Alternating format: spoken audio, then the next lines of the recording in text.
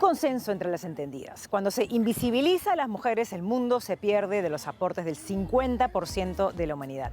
Es cierto que históricamente las mujeres hemos sido silenciadas, postergadas o ignoradas, y la batalla para cambiar esta situación se da día a día, pero ya tenemos logros que celebrar. Y hoy, a pocos días de celebrar otro aniversario de la promulgación de la ley que permitió que las mujeres votemos el 7 de septiembre de 1955, dedicamos este programa a destacar el trabajo de mujeres que brillan con esfuerzo, dedicación, talento e inteligencia en distintos rubros artísticos que alimentan el acervo cultural peruano, teniendo el feminismo como bandera. Bienvenidos y bienvenidas a Presencia Cultural.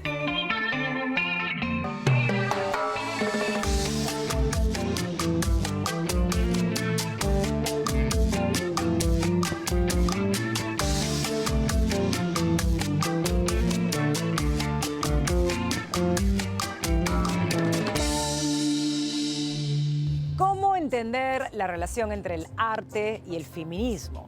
Cada artista lo entiende y lo interpreta a su manera, ofreciéndole al público su trabajo en el cual reflejan su compromiso con la representatividad y visibilización femenina, con marcada sutileza, con potente compromiso o con una mezcla de ambos componentes.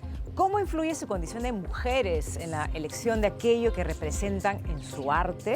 Dejemos que ellas mismas nos lo cuenten. Creo que mis referentes siempre estuvieron las mujeres. Creo que empecé de una forma muy sencilla y en realidad influenciada por lo que veía todos los días, que eran los dibujos animados. Y dentro de ese espectro creo que tenía, por suerte en ese momento, habían varias series que eran bien interesantes. Creo que el primero de los personajes que me llamó la atención fue la Princesa Caballero, que es un dibujo japonés que se emitía cuando yo era muy chica, que hablaba de una chica que para poder tener todos los derechos de hacer las cosas que los hombres hacían o ejercer su presencia dentro de su país, tenía que disfrazarse de chico, porque no había otra forma. El segundo personaje que me llamó mucho la atención fue Lady Oscar, y era bajo el mismo precepto. Tenías que disfrazarte de alguien para lograr tener todos los derechos que el resto tenía. La carrera que querías seguir, sino decir lo que querías decir, hacer lo que querías hacer, hasta emocionalmente, en poder decidir con quién estar. Y de alguna manera yo creo que fueron las primeras imágenes que a mí me marcaron mucho, ¿no? Que fueron los dibujos animados, ¿no? Luego ya empecé a ver libros, fotografías. Una de las cosas que siempre me llamó la atención desde muy chica fueron las pin-ups. Creo que por eso mucha de mi obra al comienzo está derivada a lo que es la ilustración de pin-ups. Hace muchos años tuve la oportunidad de ilustrar la página de sexo del diario Perú 21, y cuando me propusieron hacer un dibujo que iba a salir todas las semanas, que para mí era una palestra a nivel nacional sobre con las ilustraciones que yo estaba poniendo, con los textos además de Esther Vargas, que eran muy abiertos en torno a muchas cosas problemáticas, no solamente sexuales sino emocionales. Entonces yo decidí empezar a trabajar con este personaje que es el pin-up, que a mí siempre me llamó la atención, ¿no? Para mí siempre fue importante porque el pin-up, mucha gente piensa que solamente es la chica de la puerta de al lado o la chica del momento, ¿no? En torno a lo que es la ropa, los zapatos, que está muy ligado a la moda, es verdad. Pero para mí, en realidad, el pin-up, justamente como está ligado a la moda, te habla mucho de cómo las mujeres cambian sus cuerpos a través de las modas. Ese rollo del el pantalón, que antes las mujeres tenían, por ejemplo, nuestras madres tenían la cintura mucho más definida. Nosotras, la generación, utilizábamos los pantalones de cadera o ultra cadera, marcaron nuestros cuerpos. Y cuando tú ves las imágenes de principio del siglo pasado de las pin-ups, desde el 20 hasta los 40, te das cuenta que hay también una naturalidad en las posturas, la gente cómo se presentaba, cómo sonreía o qué hacía, que se va perdiendo. Porque esto que nosotros tenemos, y para nosotros es muy casual, por ejemplo, de que pidan una foto y las chicas hagan esto, está marcado porque se ha visto, porque lo ven en las redes sociales, porque lo ven en las fotografías, porque lo ven en las películas. Es como que ya hay un estándar de cómo debes pararte, cómo debes verte, qué tienes que sacar, qué no, qué tienes que guardar. Y a mí me parecía que el pin-up te va dando esa información de cada década en torno a las posturas, al maquillaje, a la ropa. Entonces yo decidí, a través de esta estética, que además es un arte vivo porque se sigue ejerciendo, ¿no? Mucha gente piensa que es algo como pasado, pero no, el pin-up se sigue ejerciendo cada año y yo empecé a utilizar la ropa y los modismos que nosotros tenemos, porque las limeñas tenemos como modismos muy específicos a la hora de hablar, de comunicarnos, de la forma como movemos las manos, ¿no? Fue a través de este personaje también que cuando yo empecé a hacerlo, que me empiezan a escribir diferentes personas o a hablarme amigas y me dicen, oye, pero todavía no he encontrado una que se parezca a mí. Y entonces me di cuenta que tengo que ser también más inclusiva con la diversidad, ¿no? Porque yo estaba planteándome una limeña guerra en torno a lo que yo conocía, pero las mujeres peruanas somos tan diversas en realidad, ¿no? En torno a, no solamente a los modismos, a las cosas que hacemos con las manos o cómo nos paramos, sino también a la piel, al color, a los ojos, ¿no? A los pómulos, somos más achinadas, tenemos los pómulos más anchos, somos más bajitas, tenemos más caderas, y eso también me enseñó mucho a cómo tratar de hablar sobre la diversidad, no solamente sobre la inteligencia sexual y emocional, sino de que las representaciones son necesarias, o sea, por algo existen, ¿no? Hay muchas más palestras que apoyan a los grupos feministas. Las redes también, tú puedes acceder fácilmente buscando, ¿no? Agrupaciones, textos, no sé, TikTok, recomendaciones, libros. Son todas estas herramientas las que nos han ido ayudando a doblegar algunas de esas cosas y también que nos impulsan a seguir adelante, ¿no? Sin importar que existan o no, porque no podemos decir que dentro de todas las luchas que ha habido del feminismo se han conseguido algunas cosas, pero no llegamos ni siquiera al 50%. Como que el machismo es muy intrínseco, no solo por nacer mujer o por sentirte como una mujer, tienes toda esta información acerca del feminismo, necesitas informarte por toda esta presión que hay social dentro de las cosas que te dicen qué debe ser, que el mundo funciona así o ese tipo de cosas, ¿no? Creo que es a través del arte que las mujeres siempre han podido de alguna manera canalizar o alzar su voz. Creo que es en las últimas décadas que realmente las mujeres pueden ponerse en una palestra y dar discursos sobre esto. Antes simplemente quedaba el arte. Las pinturas de diferentes estilos nos hablan sobre la opresión, las injusticias que habían, ¿no? Hay muchos temas sobre personajes, violaciones, juicios que han quedado plasmados en obras de arte, cuando en ese momento ni siquiera a la gente se le ocurría hablar de eso y en muchos lugares no queda un registro escrito, porque no se creía necesario. Las mujeres de alguna manera siempre han podido hablar y desglosar sus emociones sobre las necesidades que es que la gente entiende el feminismo a través de piezas artísticas. Bueno, creo que el feminismo nos abre puertas hacia todos lados. Entonces, lo que esperan de nosotros ya no sigue siendo una carga, ¿no? O sea, que esperan que dibuje una mujer, que esperan que escriba una mujer. Creo que el feminismo también abre una puerta gigante hacia lo que puedes o no hacer. Es simplemente lo que quieres hacer. Se espera, ¿no?, que sea un hombre el que haga estos dibujos, ¿no? Como se espera también, como decíamos igual en la literatura, que las mujeres hablen de ciertos temas. En realidad nos abre toda la casa para poder decidir y hacer lo que nosotros necesitamos dibujar o visualizar gráficamente para hablar de lo que sentimos, ¿no?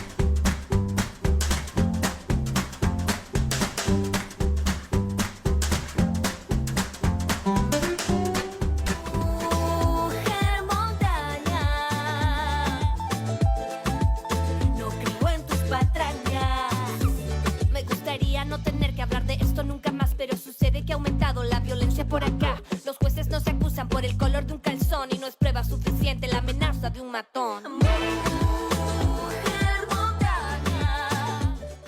Pues mis primeros referentes en la música, mi madre antes de que yo naciera era cantante y ella me guió mucho en la música. Cantantes como Sonia Morales, Dina Paucar, que son de género folclore, mis grandes influyentes para yo iniciarme en la carrera del huayno. Creo que me identificaba mucho, ¿no?, con ellas, por ser mujeres, por lo que estaban haciendo en la industria también. Precisamente la evolución que he tenido en mi carrera, mi crecimiento, la maduración que he tenido a lo largo de estos años. Empecé desde muy chiquita, tal vez al inicio no tenía mucha conciencia de la importancia que tenía yo alzar mi voz como personaje público, como cantante, y a lo largo de estos años lo he logrado comprender y creo que es una responsabilidad que tengo como artista el alzar mi voz por todas las mujeres que no pueden. Pues creo que hay muchos, personas, dueños de locales,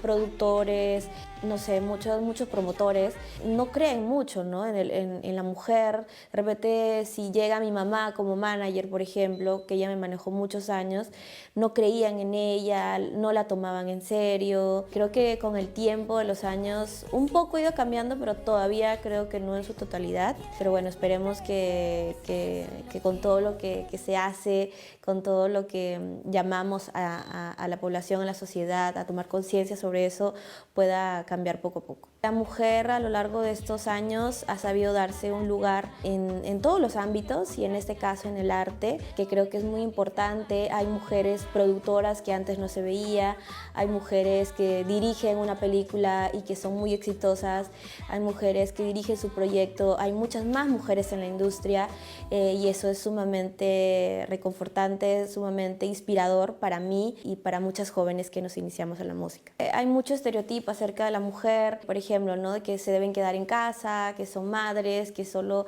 están en el cuidado del hogar y de los hijos, que tal vez no puedan ejercer una profesión o realizarse como profesional. Y eso ha ido cambiando conforme ha pasado los años y hoy en día la mujer se puede sentir mucho más realizada, puede cumplir sus sueños, también siendo también madre a la vez, al cuidado del hogar, si es que ella lo desea. Veo comentarios en los que hay una división, ¿no? Personas que tal vez no apoyan eso o que personas que sí apoyan este movimiento, que tenemos diferentes formas de pensar y está bien, creo que no todos pensamos de la misma manera. Lo que estamos haciendo, yo de mi parte, poniendo mi granito de arena para poder cambiar esto y que se alce la voz por las mujeres, por sus derechos, porque ya no haya violencia hacia las mujeres, hacia las niñas, tantos casos que se ven hoy en día y que muchas más personas se puedan sumar a este movimiento para que ya no haya más violencia, ¿no? Y que las mujeres, las niñas puedan salir libres a las calles y poder cumplir sus sueños.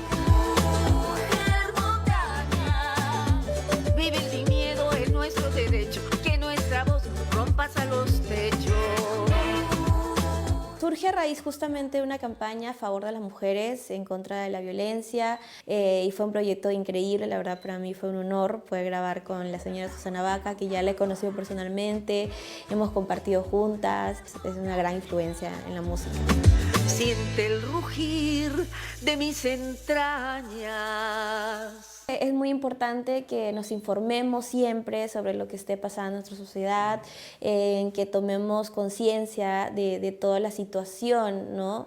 Y yo como artista pues trato de poner mi granito de arena, por ejemplo, con mi última canción que se llama Unidas, junto a unas grandes artistas como Renata Flores y Naisha, así que espero que también lo escuchen y tiene un mensaje muy, muy bonito y hermoso.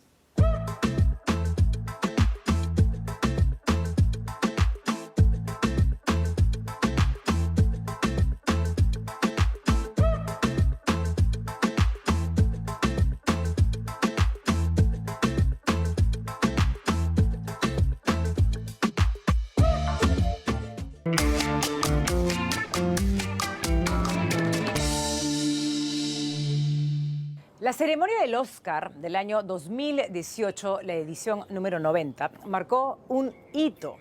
Ese año se nominó por primera vez a una mujer en la categoría de dirección de fotografía. La nominada fue Rachel Morrison, directora de Mudbound, una película producida por Netflix. Esto solo demuestra que la incursión de mujeres en la dirección de fotografía puede ser compleja y las oportunidades y los espacios no son frecuentes. Pero esto no detuvo a Micaela Cajahuaringa, una de las más talentosas y renombradas directoras de fotografía del circuito cinematográfico peruano. Ello la ha llevado a participar en producciones nacionales, extranjeras, y su nombre ha hecho historia en el cine latinoamericano por su talento, su preciosismo y por destacar en un espacio históricamente masculinizado.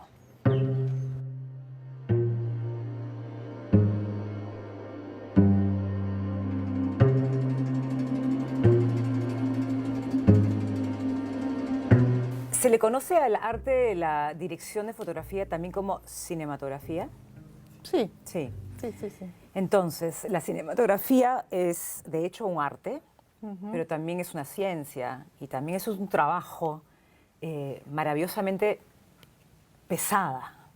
Es un trabajo intenso. Pesada en el sentido De grande. de grande. Me refiero a eso.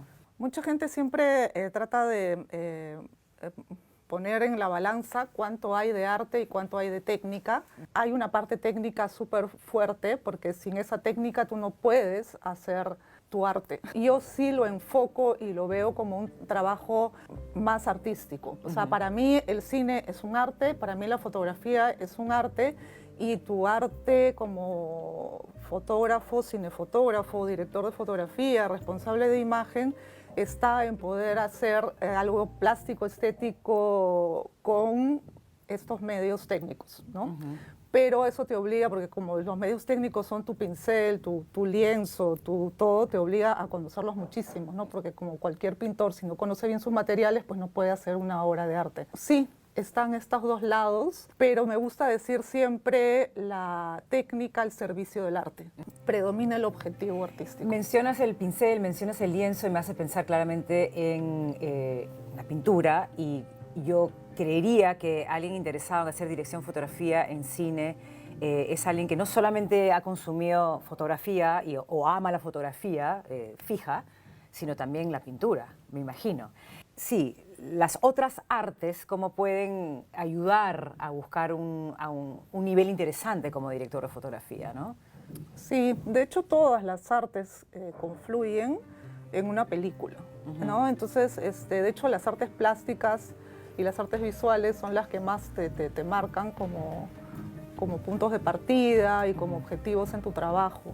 No solamente la pintura, no solo la fotografía, yo siento que todo hace parte de esta información que uno empieza a guardar como imágenes, ¿no? Porque muchas veces digo a alumnos o cuando te preguntan, en la realidad a veces en el cotidiano encontramos imágenes que son o luces impresionantes. O sea, estás en un microbús yéndote al trabajo o a la universidad y de repente ocurre una situación que te hace, o sea, ves a la señora del frente con una sombra que le entra porque hay un sticker pegado en la ventana, no sé. Entonces, y tú te quedas observando esas cosas. Entonces, a veces o micros que tienen unas luces de colores fuertísimas. Entonces, sí creo que la realidad y el entorno también te ofrece, ¿no? Pero de hecho muchos fotógrafos se han inspirado bastante en la pintura. Claro, ¿no? que sí. La fotografía en una película claramente es muy expresiva, o sea, genera emociones. Me encantaría tratar de entender cómo lo ves tú, cómo lo entiendes tú. Da una atmósfera, da una personalidad, dice mucho probablemente del director, de lo que quiere contar, ¿no? Sí. La fotografía, tu trabajo tiene que estar al servicio de la historia. Vale. Y tenemos que ayudar a contar esa historia, traducir ese guión a imágenes, si quieres, ¿no? Entonces, tú puedes aportar todo lo que quieres a esa imagen, lo que esa historia pide y lo que ese director quiere contar. En ese sentido, es un complemento maravilloso, porque tampoco puedes apreciar una película que esté fotográficamente impecable y cuando los demás elementos no están funcionando. No. Eso no es una buena fotografía, no, en todo claro. caso, creo yo. En ese sentido, sí me gustaría saber cómo empieza el trabajo en conjunto, porque claro, el director de fotografía está al servicio del trabajo del director que quiere contar una historia. ¿Cómo es que empiezan estas conversaciones, ¿no? Deben haber un montón de maneras. El director debe tener como cada uno su forma de abordar. Hay un poco los directores que les gusta más tener muchas referencias visuales, que son más visuales, sobre todo los que ya están formados, ¿no? Les gusta muchísimo tener referencias de películas, entonces te hablan mucho de películas, te hablan de fotografías que le han gustado, que no necesariamente tratan de lo mismo que va a contar, pero que hay situaciones de luz que le llaman la atención. Y hay los que se dejan llevar, que buscan un poco más tu aporte o que los vayas un poco guiando, ¿no? en este camino. Y mira,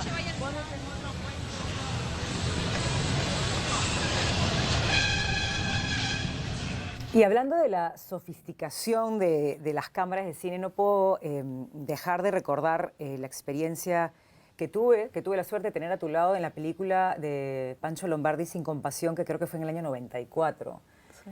Y tú acababas de regresar de la Escuela de Cine de Cuba, de la prestigiosa escuela y te habías formado como directora de fotografía, pero estabas haciendo en ese momento camarógrafa de Pili Flores Guerra.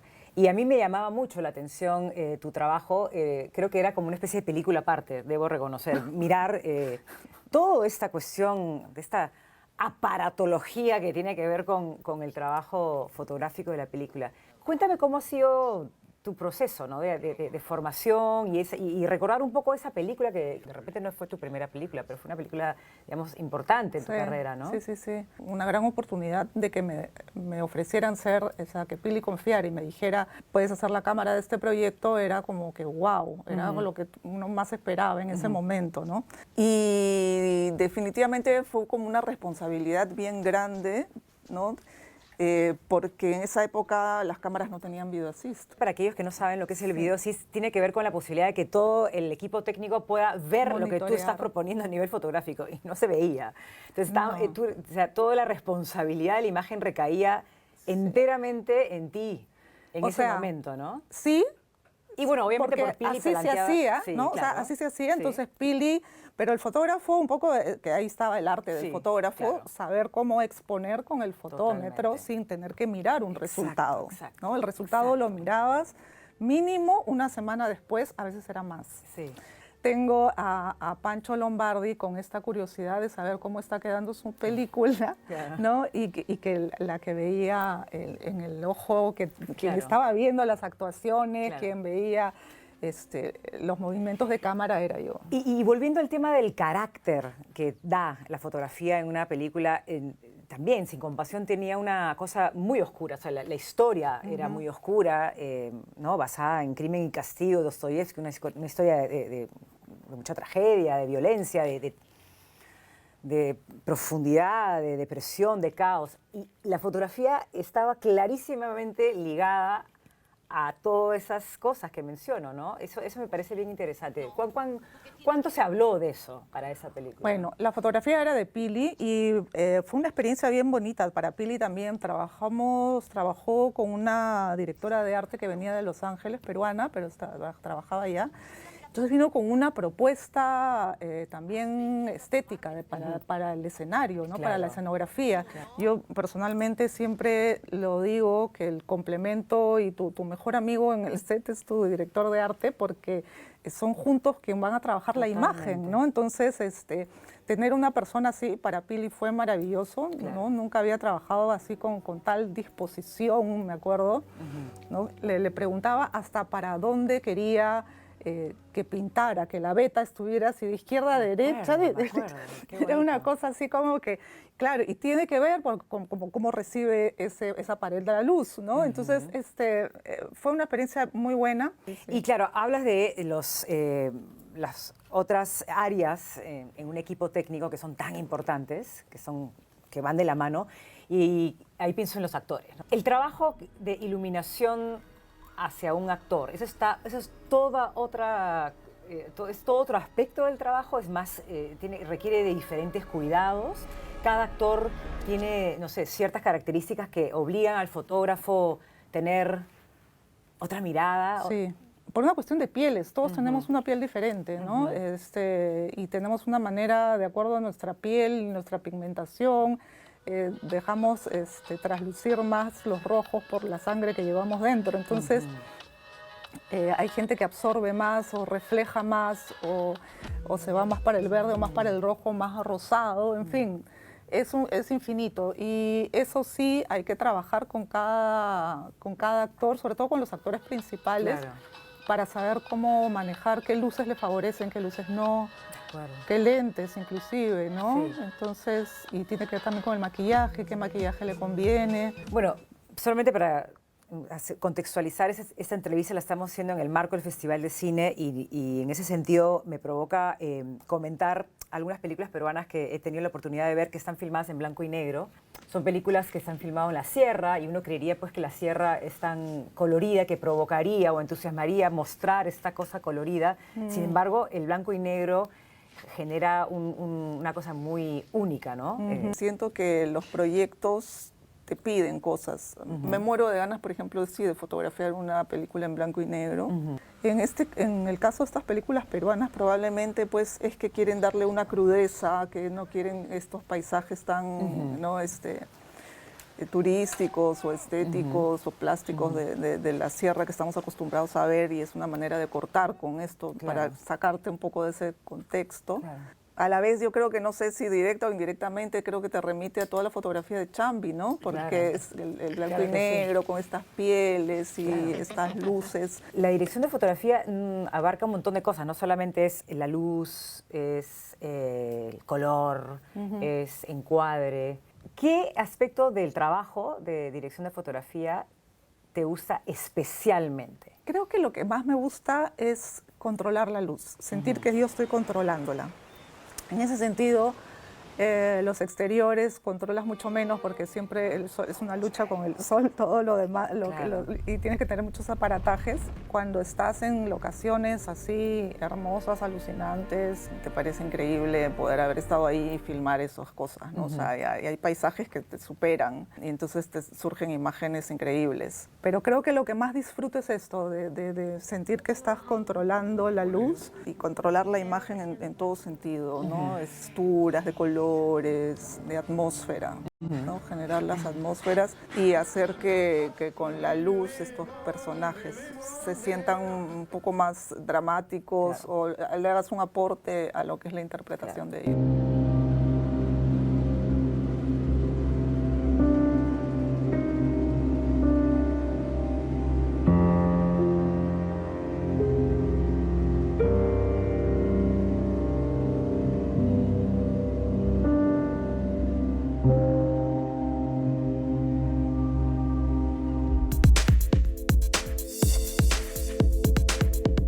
En el 2016, un grupo de mujeres inician lo que hoy es la Asociación Cultural Trenzar, con la intención de plantear preguntas y posturas sobre la vida de las mujeres en el Perú, tomando las artes escénicas, el archivo, la investigación y la gestión cultural como una herramienta fundamental de transformación social. Melissa, una constelación, es un montaje teatral escrito, creado y producido por Trenzar. Es una creación colectiva de un equipo de mujeres peruanas jóvenes, donde las actrices buscan respuestas y verdades a través de la historia de otra mujer joven periodista, Melissa Alfaro Méndez. Esta obra está basada en hechos reales, datos de investigación y archivo que relatan la vida de una joven de 23 años que muere en circunstancias dramáticas, por las que hasta el día de hoy su familia busca justicia y reparación. Quedan 2 funciones, este sábado 26 y domingo 27 de agosto a las 8 de la noche en el nuevo Teatro Julieta de Miraflores.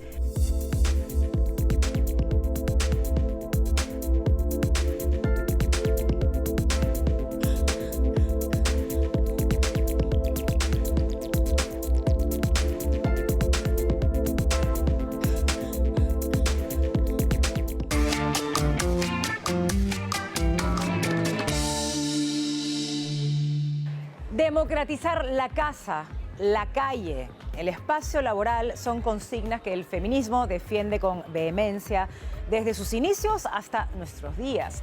Y hoy podríamos agregar una consigna más: democratizar el arte desde su concepción, es decir, las historias que se cuentan, las imágenes que se proyectan, los productos culturales en conjunto cuando son creados por mujeres y disidencias, nacen de un punto de vista distinto, rompiendo cánones y ofreciendo al público una perspectiva diferente. ¿Cómo influye en esto el feminismo? Nos lo cuentan nuestras invitadas.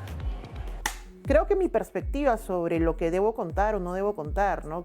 Antes también me sentía un poco cohibida de hablar sobre cosas que yo vivía porque me parecían que tal vez no eran tan importantes. Pero creo que sí, el feminismo nos ha ayudado a legitimar lo que sentimos y lo que pensamos, ¿no? Y validarlo como algo que se puede contar, algo que merece contarse. Todos mis primeros referentes vienen del colegio, todo lo que nos hacen leer en el colegio, pero también las cosas que yo leía por mi parte, ¿no? Y creo que son los clásicos referentes que que tenemos todos en el colegio. O sea, hemos leído a Vargas Llosa, a Bryce, a Ribeiro, y luego recién por mi cuenta o porque uno empieza a navegar en internet encontré otros referentes como Shirley Jackson o Úrsula Le Guin o Blanca Varela, ¿no? En poesía. Uno siempre termina hablando de sus vivencias. Creo que todos los autores, todos los dramaturgos o todos los artistas en general hablan de sus vivencias, ¿no? Ya sea de una forma literal o figurada, metafóricamente hablando, simbólicamente hablando. Entonces creo más bien que cuando una mujer habla, lo que sucede es que se toma como la particularidad, ¿no? Del arte. Es como, la mujer, o el indígena, o el homosexual, pero es que también somos parte de la humanidad, ¿no? Entonces creo que por eso siempre llama la atención de, ¿por qué hablas de esto y no hablas de los problemas habituales, ¿no? Como los problemas, yo qué sé, de política, sociedad, pero nosotros también pertenecemos a la política, a la sociedad en general, incluso cuando hablemos de cosas muy íntimas, ¿no? Como la vida en la casa o las relaciones entre familiares, estamos hablando también de nuestra propia convivencia social. Creo que es un medio de expresión, ¿no? A algunas nos puede servir para expresar, a otras nos puede servir para protestar, nos puede servir para hablar finalmente. Es uno de los espacios donde finalmente podemos expresarnos. Creo que el arte te da esa libertad de cuestionar y de jugar con los límites, ¿no? Que también es algo que a las mujeres no se nos ha permitido durante mucho tiempo, ¿no? Siempre se nos enmarca dentro de este espacio artístico, incluso como cuando dicen que la poesía es un género más adecuado para las mujeres, ¿no? Porque habla de lo íntimo y no necesariamente es así, ¿no? Puedes encontrar un poema de Sharon Olds hablando de su padre y estás hablando también de un tema universal sobre como la muerte, ¿no? Los artistas, los escritores, las escritoras siempre trabajamos sobre modelos, sobre influencias, mejor dicho. Entonces, esas influencias son las que nos han marcado nuestra vida y nuestra obra. Por ejemplo, es lo que dice Laura Mulvey, ¿no? Cuando habla de la mirada masculina, ¿no? Cómo esta mirada masculina del mundo es lo que finalmente define la narrativa en el cine y creo que también en el arte y la literatura. Yo me dedico a la narrativa. Entonces a veces desde mis comienzos me veía pensando narrativamente como si el narrador tuviera que ser siempre un hombre, ¿no? Entonces creo que te ayuda a replantearte cosas que se dan por sentadas, incluso dentro del arte, que supuestamente es un terreno de transgresión, pero que no necesariamente lo es cuando te das cuenta que estás repitiendo patrones. Bueno, para empezar, el feminismo siempre genera reticencias, ¿no? Y está bien que las genere porque esa es su chamba también, ¿no? Porque la gente se siente reticente cuando tiene que cuestionar algo. Pero también creo que así como yo me he sentido representada y he sentido que por fin encuentro una forma de pensar afín a la mía en otras autoras, puede pasar lo mismo con lo que yo hago, ¿no? Y puedo generar un espacio más para otras mujeres. Bueno, yo soy guionista, narradora y dramaturga y me gustaría también que muchas mujeres se animen a escribir, que más mujeres nos animemos a crear círculos de creación, que creo que también es lo que hace falta.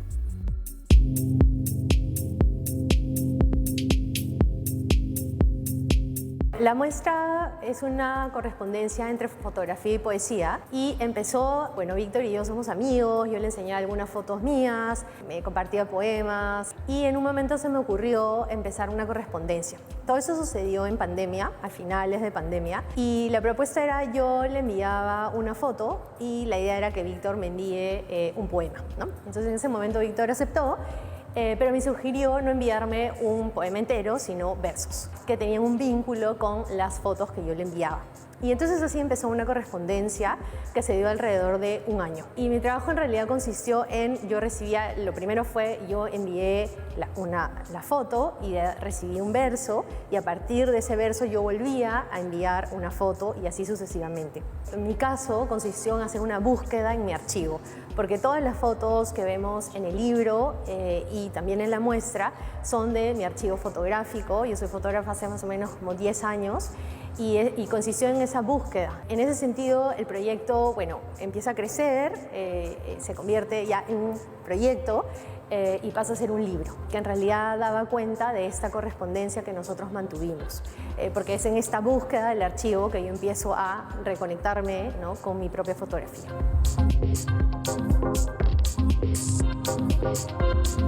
Lo interesante del proyecto es que es una correspondencia que es autónoma y autosuficiente.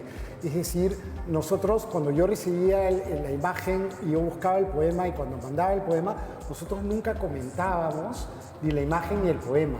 Es decir, nos dimos cuenta que ahí se había establecido una dinámica simbólica de intercambios de imágenes y de textos que era autosuficiente y no teníamos por qué explicarla. Pero nosotros hemos querido encontrar el vínculo entre la imagen y la poesía, ¿no? Por un lado, porque la imagen hay que leerla, no hay que detenerse en ella, hay que, digamos, contemplarla, y por otro lado, porque el poema también hay que verlo, no solo leerlo, ¿no? Lo que hemos querido producir es un contacto, pero también un choque, ¿no es cierto? Una distancia, pero también un acercamiento, ¿no? Los dos discursos son distintos, pero nos ha interesado, digamos, confrontarlos, ponerlos en tensión para ver si apuntan juntos hacia algo que no tiene nombre, que no tiene lugar, ¿no? Entonces, al momento de decidir trasladar o pensar en la muestra, decidimos hacer un extracto, digamos. Entonces, la muestra consta de 24 fotografías y 12 poemas, ¿no? 12 versos, ¿no? De distintos autores y autoras, porque la poesía que ha escogido Víctor es de autores y autores universales, ¿no? Tanto peruanos como extranjeros y de distintas épocas, ¿no? También tenemos en la muestra el fotolibro para que también, bueno, puedan mirarlo, porque partimos de ahí para hacer la muestra. Invitar a todo el público que venga a la Alianza Francesa a ver la muestra. Esta muestra es, digamos, algo distinto de las distintas exposiciones de arte que hay en la ciudad, porque aquí no solamente hay que venir a ver las fotografías, sino hay que venir a leer los poemas. Los invitamos a todos, la muestra va a estar hasta el 16 de septiembre. Vamos a tener una visita guiada el 2 de septiembre a las 5 de la tarde. Es completamente gratis y son todos bienvenidos.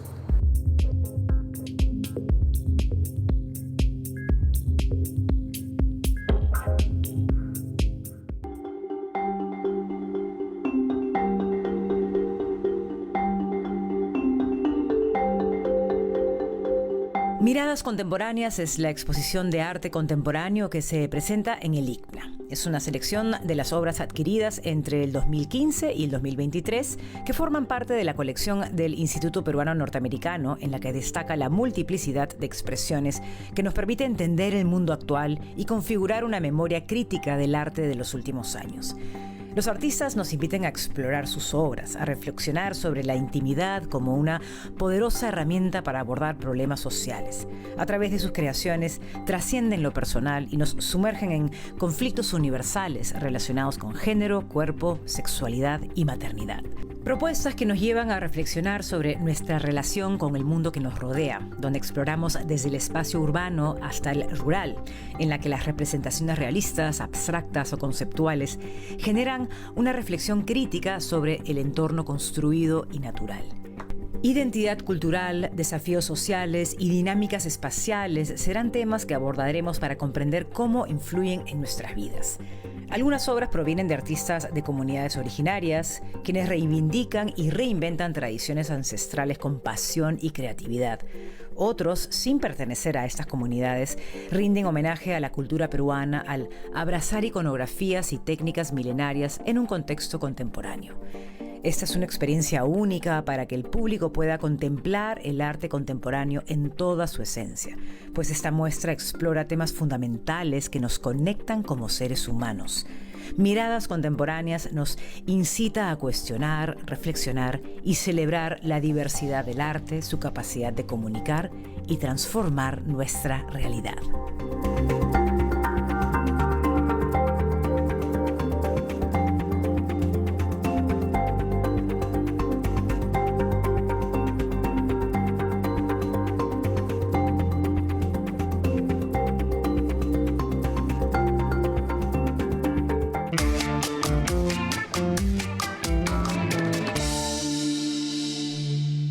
Ya conversando con Aldo es un poco más cómo irlo construyendo, ¿no? Porque Aldo tiene muy claras sus maneras cómo concebir todo. A veces algo que tú te has imaginado con una atmósfera, él te dice, es triste, pero me imagino un rojo y unos colores. Ok, entonces vamos a trabajar algo así. Y no quería una fotografía desaturada, sino todo lo contrario, una cosa más bien saturada, de contraste, un poco infernal, entre comillas, se quiere, ¿no? ¿Cómo es que te animaste? O sea, ¿es tu amor por el cine? ¿Es otra cosa? ¿O cómo decidiste dedicarte a la fotografía cuando quisiste hacer cine? Sí, o sea, sin querer, pero creo que fue, o sea, el camino se fue haciendo solo, en el sentido de que primero descubrí que lo que quería era hacer cine. Entonces me postulo a esta escuela, me voy a hacer cine y mi idea era ser directora. Pero a la hora que estamos allá en la Escuela de Cine Cuba, había que tomar, después de un año, había que hacer una especialidad. Me di cuenta que la parte visual me jalaba más, no sé, por mi familia, o sea, de hecho mi mamá me llevaba mucho al cine desde chiquita, mi padre, bueno, me llevaba a todas las galerías de arte y así, pero eso sí lo pensé, dije, si yo estudio esto, es una carrera un poco técnica, que en el Perú no hay el acceso. A lo que en Perú, mal que bien, quien quiere hacer cine termina haciéndolo un poco, ¿no? Empíricamente. Entonces dije, primero me formo como fotógrafa y después, si quiero realmente dirigir, voy a intentar hacerlo. Hay mujeres que se han dedicado a la dirección de fotografía en el Perú, no son muchas, no eres la primera, pero creo que sí podríamos decir que tal vez seas una de las primeras que se formó, que tuvo una formación oficial, ¿no? Te fuiste a la Escuela de Cuba, que es una prestigiosa y muy buena escuela de cine. Pero lo que te quiero preguntar, que tiene que ver con la relevancia o la importancia o no de formarte como director de fotografía. Sí, la formación fue lo que a mí me dio cierta seguridad, porque sentía que tenía unas ventajas en relación a otros colegas.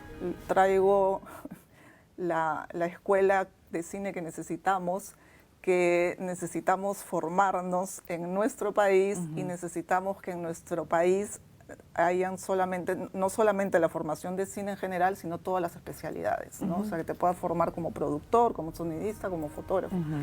Entonces, sí creo mucho en la formación en ese sentido, ¿no?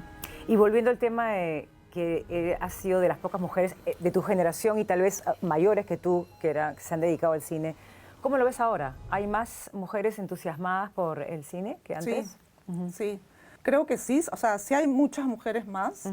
Sí estamos en este proceso de visibilizar, de igualdad, ¿no? Que no ha sido fácil para muchas, ¿no? Todavía sigue siendo muy poco los porcentajes, y no solamente en el Perú, en todo el mundo, en todas las asociaciones de fotógrafos se habla del tema y se vuelve a lo mismo. Los porcentajes, por más que sea en Europa o en Estados Unidos, el porcentaje es muy reducido de mujeres fotógrafas. Yo creo que venimos de una sociedad machista, nacemos, o sea, nos formamos, y lo mismo que ha pasado en todas las profesiones, lo que pasó en la medicina o en cualquier otra carrera, pasa también en el cine, ¿no? Lo curioso es que haya demorado tanto, ¿no? Porque siendo una carrera artística, donde supuestamente los artistas tienen una mente un poco más abierta, pues no, o sea, yo creo que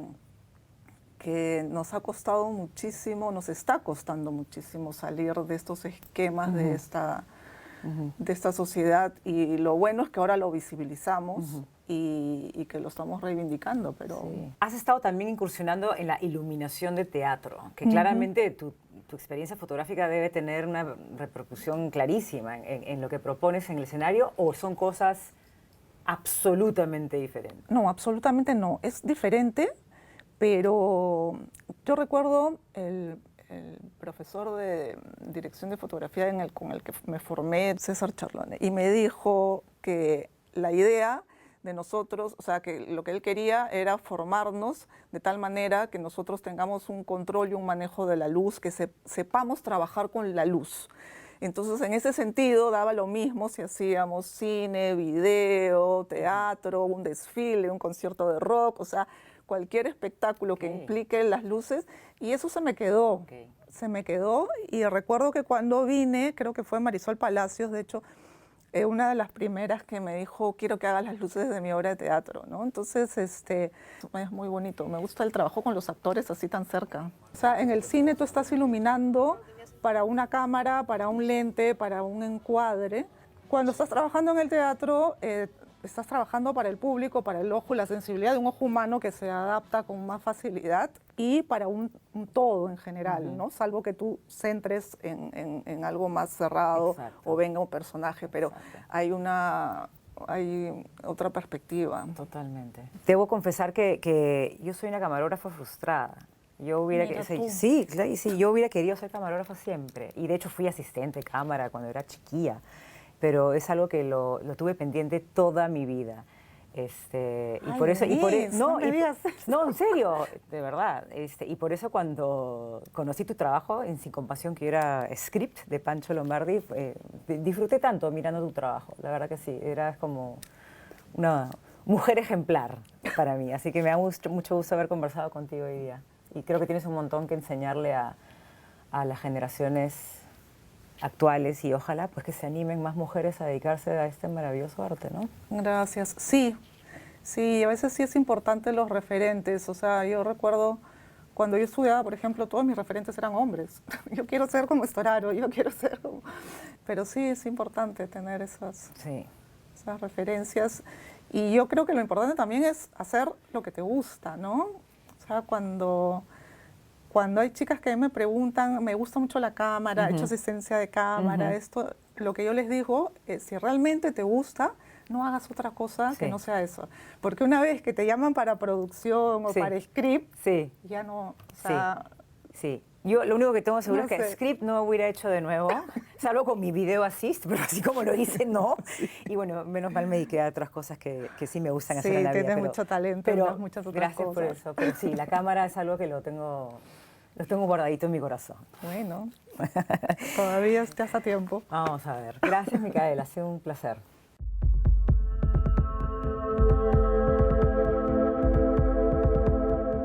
Hola a todos, yo soy Fidel Artiza, soy curador de la exposición Now What Drawing Edition.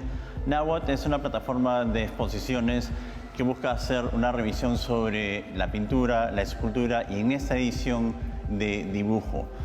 Lo que se ha hecho es invitar a 21 artistas para que hagan una revisión de las concepciones de dibujo, ya que el dibujo es una de las primeras manifestaciones culturales no verbales del hombre y además también nuestras primeras manifestaciones como individuos. El niño, una de las primeras cosas que hace es dibujar. Lo que hemos hecho acá es no tratar de hacer un salón de dibujo en el sentido de que todo sea grafito o carboncillo sobre papel, sino más bien expandir la concepción de dibujo. Vas a poder encontrar cosas que limitan con la pintura o con la instalación o con la escultura. También vas a poder ver cosas tradicionales porque la idea no es alejarnos de la tradición, sino más bien incorporarla a lo que el arte contemporáneo ahora nos pide, que seamos interdisciplinarios. Entonces, la idea no es crear una concepción cerrada del dibujo, sino más bien ampliarla. Este reto no solamente era para los artistas, sino para ustedes también, el público. Los invitamos a todos a que puedan venir, la entrada es gratuita, pueden venir con amigos, enemigos, y la idea es que está abierta desde martes a jueves, está abierta de 10 a 12 y de 1 a 6, y los viernes, sábado y domingo está abierta de 1 a 9 de la noche. Bienvenidos todos.